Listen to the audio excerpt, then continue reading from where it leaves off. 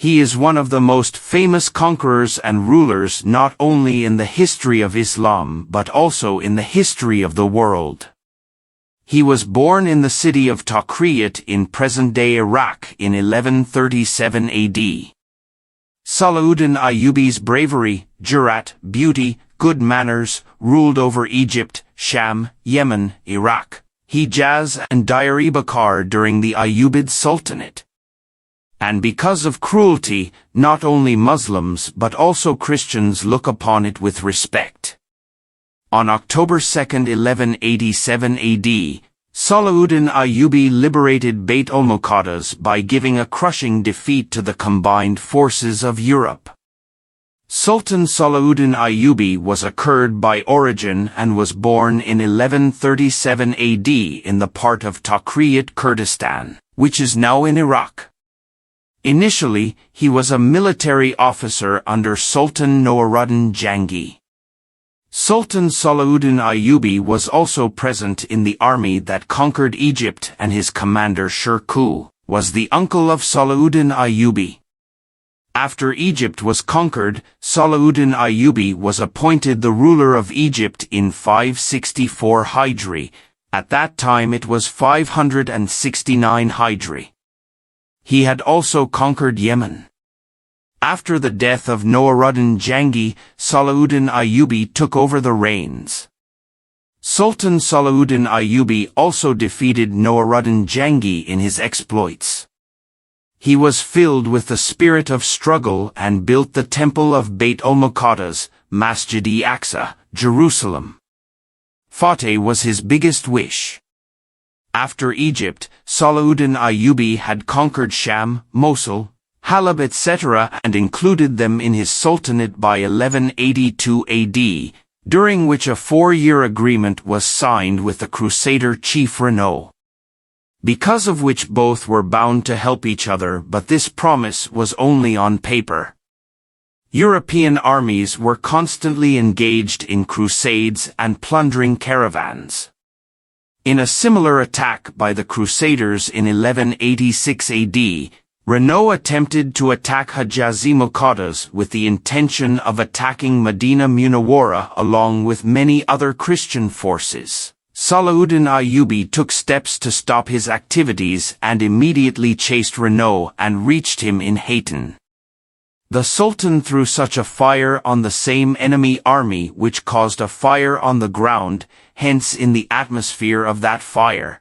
The most dreadful battle of the day started at the place of Hattin on July 4, 1187 AD.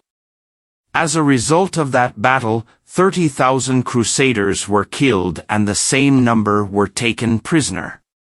Renaud was arrested and Sultan Salahuddin Ayyubi beheaded him with his own hand. After that war, the Islamic army overran the Christian areas.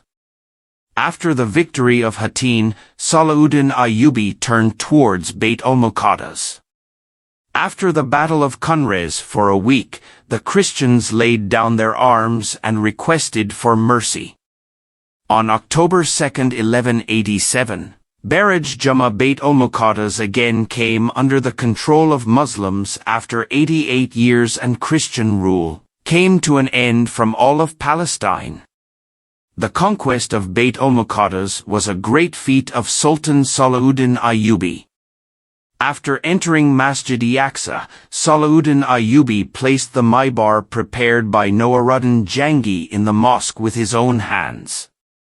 In this way, Noaruddin Jangi's wish was fulfilled at the hands of Sultan Salahuddin Ayyubi.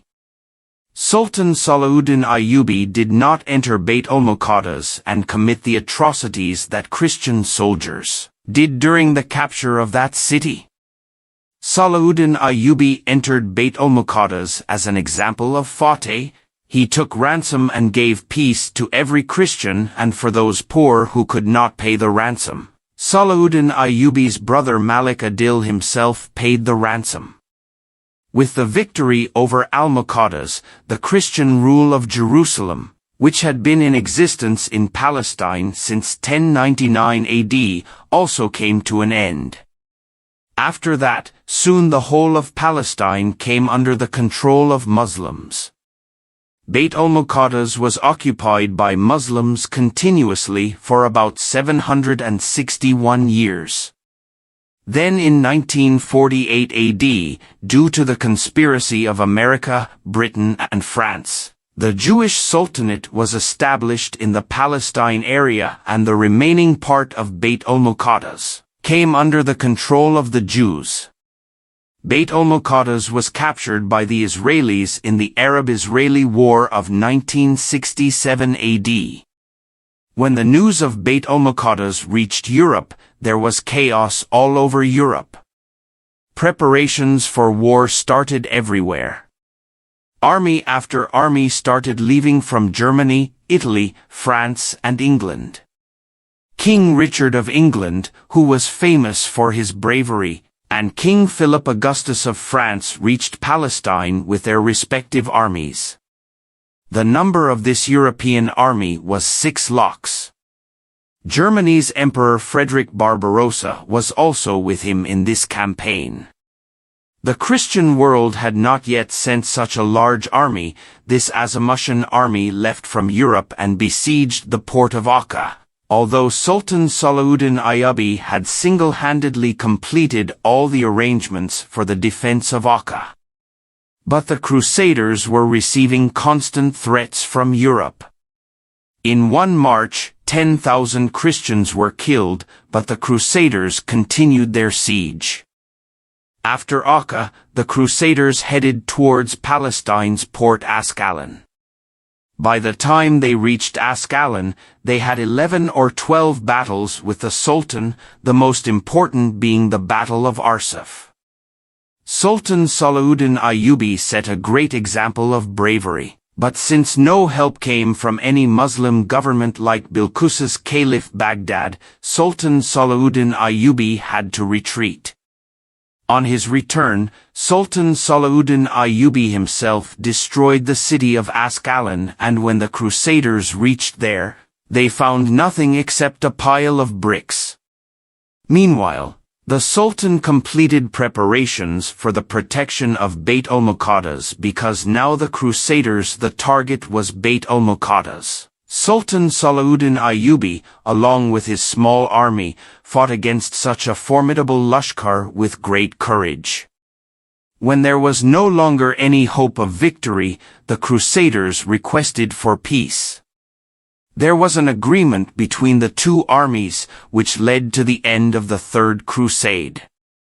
The Crusaders did not achieve anything in this battle and returned unsuccessful. Richard Sherdil was greatly impressed by the Sultan's courage and bravery. The King of Germany drowned himself in the river while running away, and about 600,000 Christians served in these wars. The conditions of the offer were something like this. Beit al-Muqaddas will remain with the Muslims forever. The cities of Arsuf, Haifa, Jaffa, Akia were captured by Muslims. Ascalon Azad area was divided. Pilgrims of Masjid-e-Aqsa were allowed to come and go. Salib-e-Azam will remain in the control of Muslims forever. In the Third Crusade, Sultan Salahuddin Ayyubi proved that he was the most powerful ruler in the world. Salahuddin Ayyubi was very brave and faiz. He treated Christians so well in battles that Christians respect him even today. He was so fond of struggle that once he developed boils in his lower back due to which he could not sit and eat food, but even in this situation, there was no difference in the excitement of struggle from morning to dawn and from Asr to Maghrib. He himself used to be surprised by staying on the horse's back for a long time, and used to say that as long as he stays on the horse's back, all the problems go away, and when he gets down on him, the problems start again. After peace was made with the Christians, Salahuddin Ayyubi gave permission to visit Beit al-Muqaddas. On getting the permission, the pilgrims who had been waiting for years burst into tears. It became difficult for King Richard to maintain the arrangements, and he asked the Sultan not to allow anyone to enter Beit al-Muqaddas without his notice and permission. Sultan Salahuddin Ayyubi replied that the pilgrims travel long distances to come for pilgrimage, and it is not appropriate to stop them. Sultan Salahuddin Ayyubi not only allowed those pilgrims to come inside but also gave them every kind of freedom, but from his own side also made arrangements for the hospitality, relief, welfare and feast of lakhs of pilgrims. Salahuddin Ayyubi's treatment of non-Muslims was in accordance with Islamic teachings. And this is the proof of this, that under Islamic rule, the rights of non-Muslims were protected in the same way as those of Muslims. Like Nuruddin, Sultan Salahuddin Ayyubi's life was very simple. He wore silk clothes. It was never used, and the place to live was a small house. After the capture of Cairo, when he took stock of the condition of the Fatimid rulers, there were innumerable jewels and gold and silver utensils stored there. Instead of taking all these things in his possession, Sultan Salahuddin Ayyubi deposited them in Beit al-Mahalat. It was brought into common use, and Azamushan Conqueror was established in a palace. Madrasas were not established during the time of Fatimus, but during the time of Nuruddin Jangi, madrasas and hospitals were established. But Egypt was still deprived of it. Salahuddin Ayyubi established madrasas and hospitals here with great effort. The accommodation and food of the students in those madarsis were also arranged from the government treasury. Regarding the Qarada hospital established by Salahuddin Ayyubi in Cairo, one Saya ibn Zubair writes that this hospital looks like a palace, in which there is a huge stock of medicines. He has also mentioned about women's hospital and mad food. Salahuddin was the influence of Ayyubid ruler Shahabuddin Ghori, the ruler of Ghoriya, and Yaqub al-Mansur, the Marakshi ruler, and without any doubt, these three rulers were among the greatest rulers of the world in their time. On March 4, 1193, according to 589 Hijri, Sultan Salahuddin Ayyubi died. He was laid to rest in the Noah of Masjid Umayyah in the current state of Sham, Damascus. Sultan Salahuddin Ayyubi ruled for a total of 20 years, according to writer Ibn Khaldun. The day of Salahuddin Ayyubi's death was so painful that such a day of suffering never came on Islam and Muslims after the death of Khulafa-e Rashidun.